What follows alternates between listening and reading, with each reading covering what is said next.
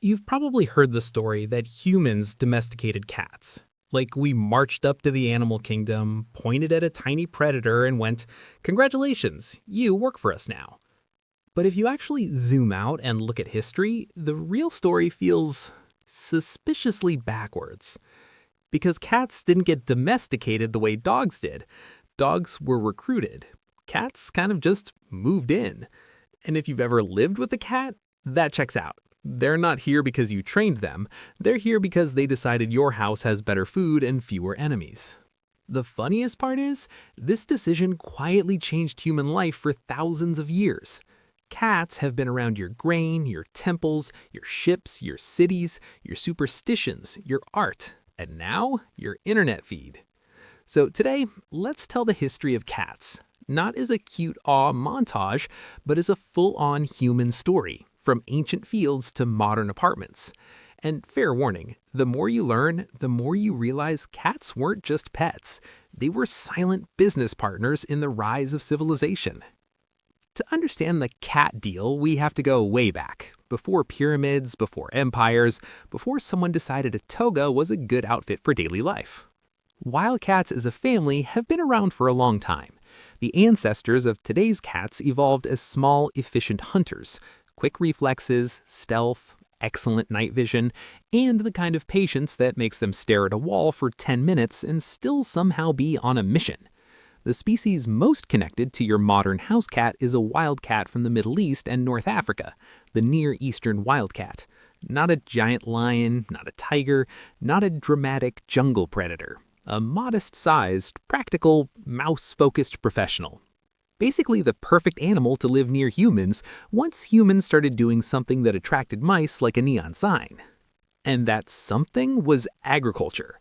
When humans shifted from hunting and gathering to farming, we started storing grain. Grain storage sounds boring until you realize it's basically an open buffet for rodents. The moment humans started stacking food in one place, we created a brand new ecological opportunity, a mouse paradise.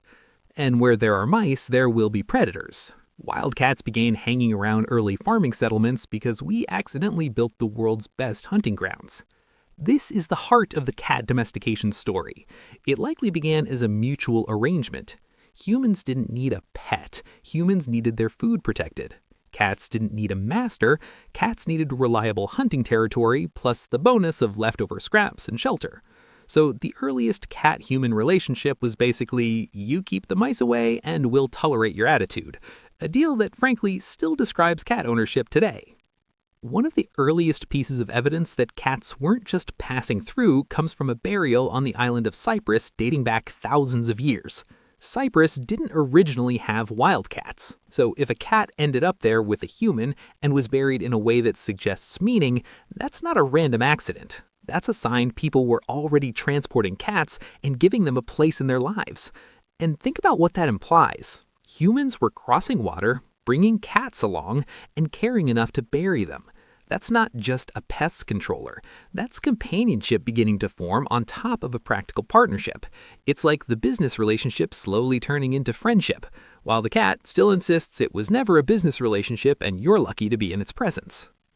Now, if there's one place where cats go from helpful neighbor to divine celebrity, it's ancient Egypt. Egypt didn't just like cats, they elevated them. Cats were associated with protection, fertility, motherhood, and domestic life. There's the famous goddess Bastet, often linked to cats, who became a powerful symbol in Egyptian religion and culture. Cats show up in art, in households, in religious offerings.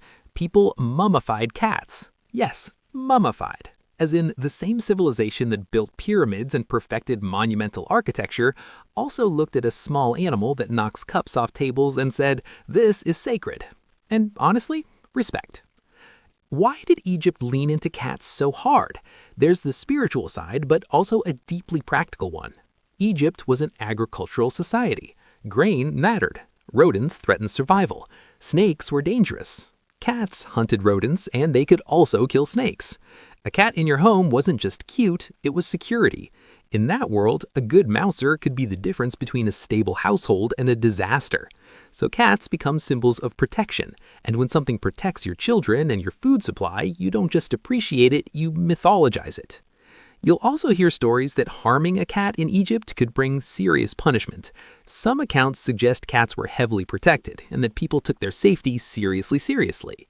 The exact legal details can get messy across sources and centuries, but the big picture is clear. Cats had status. They weren't treated like disposable animals, they were treated like valued members of society, sometimes wrapped in religious reverence.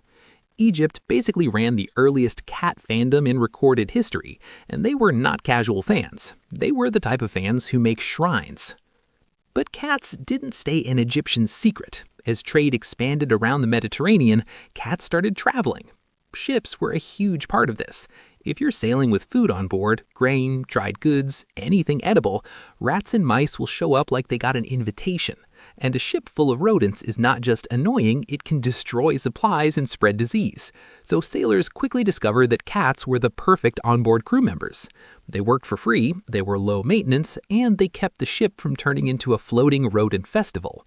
So cats spread with trade routes, hopping from port to port, quietly becoming global. This is one of my favorite parts of cat history because it's so unintentionally epic. Cats didn't conquer continents like armies did. They didn't spread like ideologies. They spread like freelancers who were really good at one job.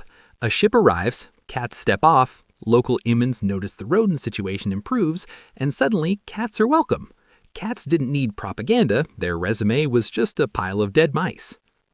As cats moved into Greek and Roman worlds, they became a part of everyday life.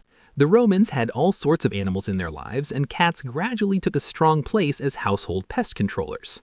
Over time, cats weren't just functional, they became familiar. People wrote about them, depicted them, and lived with them. And here's the thing, once an animal becomes familiar, it becomes symbolic. Cats start picking up cultural meaning everywhere they go.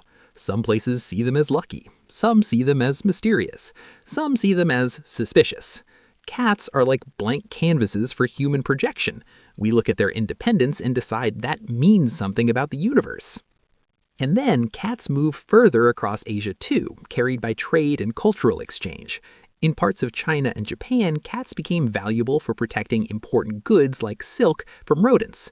Temples and homes benefited from cats keeping pests away. Over centuries, cats weren't just present, they became woven into local stories and art. Different cultures developed different cat vibes. Some emphasized elegance and fortune. Some emphasized spiritual mystery. Some went full chaos gremlin and just accepted it. The point is, wherever humans built storage, cats had a reason to exist nearby. Civilization created the mouse problem, cats were the elegant solution. Now, let's jump to medieval Europe where cats experience a complicated era. On one hand, cats remained useful. People kept them for pest control. Farms, towns, ships, cats were working. On the other hand, medieval Europe also developed a deep love for superstition, and cats, with their nighttime activity and quiet movements, got shoved into the spooky category. You start seeing associations with cats and witchcraft in parts of Europe, especially black cats being portrayed as ominous or connected to dark forces. Some of this was fueled by fear, rumor, and religious anxieties. It didn't help that cats are basically built to look suspicious. A cat can stare into darkness like it's reading your future and judging you at the same time. People will invent entire mythologies around that energy. This is where cat history gets messy. Cats are simultaneously beloved and feared. They're in homes, but also in stories as symbols of something unsettling.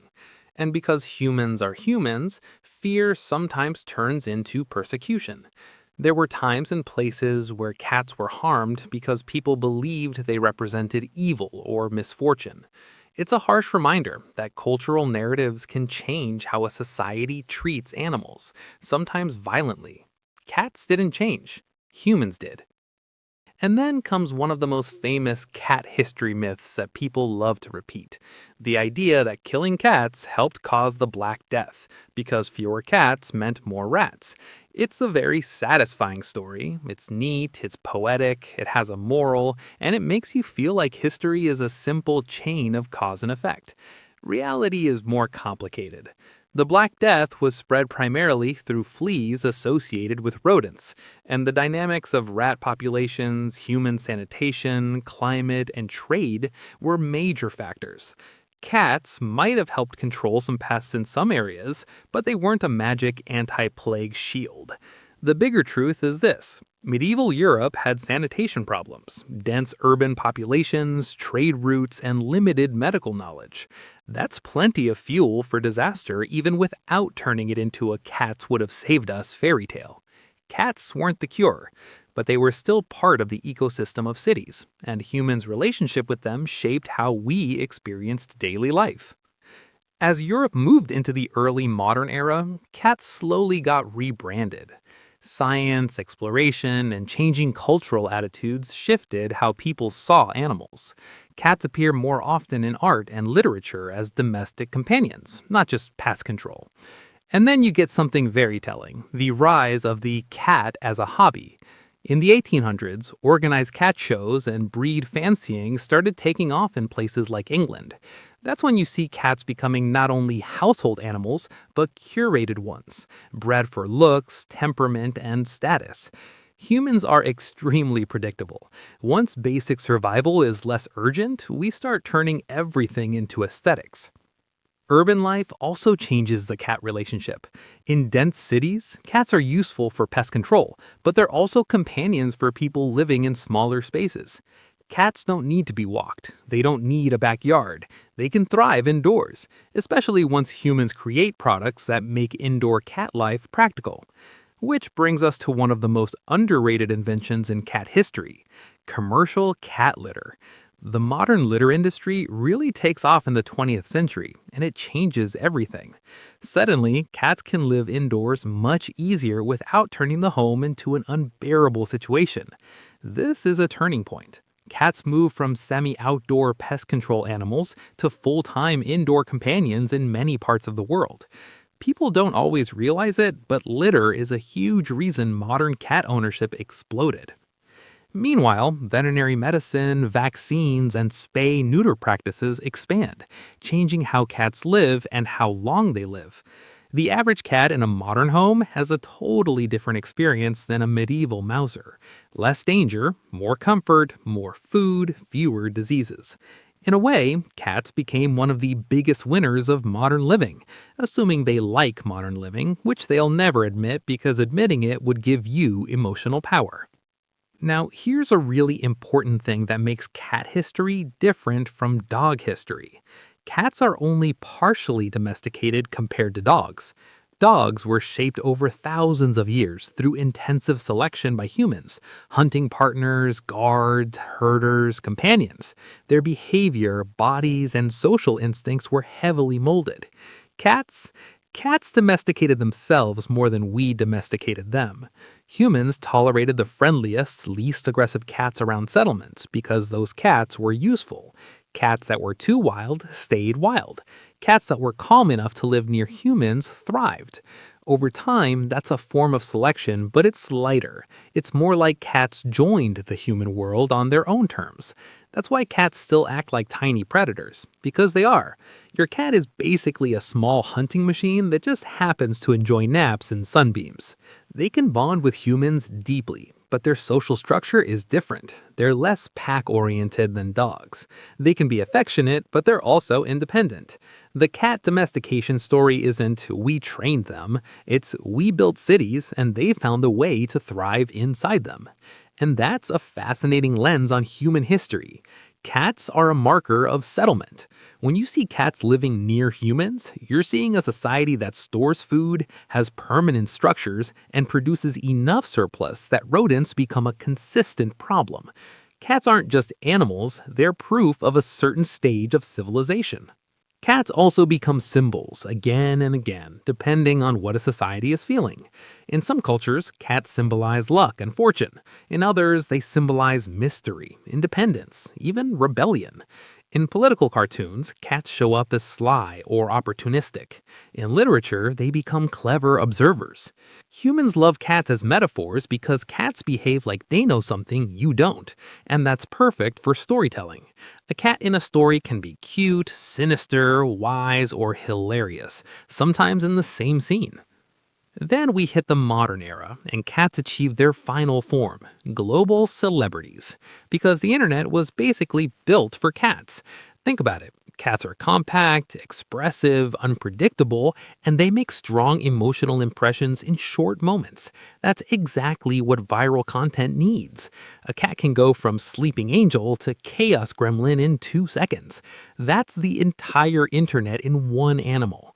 So now, cats don't just live in homes, they live in memes, reactions, stickers, and videos watched by millions. Cats have become the unofficial mascots of modern digital life. We've got cats in space jokes, cats representing mood swings, cats as emotional support, cats as villains, cats as philosophers. It's like ancient Egypt all over again, except now the temples are social media platforms and the offerings are likes and comments. But there's another side of modern cat history that's more complicated, and it matters. Cats are amazing companions, but they're also highly effective predators. In places where cats are not native, large feral cat populations can seriously impact wildlife, especially birds and small mammals. This is one of the big ethical debates of modern cat culture. How do we love cats while also taking responsibility for their ecological impact? Some communities use programs like Trap, Neuter, Return (TNR) to stabilize and reduce feral populations over time. Others emphasize keeping cats indoors or supervised outdoors. The point here isn't to guilt anyone, it's to show that cats are still doing what they've always done: hunting. Humans created the conditions for cats to spread, and now we're dealing with the consequences of that success. Cat history is not just cute, it's ecological. It's a reminder that our relationships with animals reshape the world. So, when you ask, what is the history of cats? You're really asking, how did an animal that doesn't take orders become one of the most successful companions on Earth?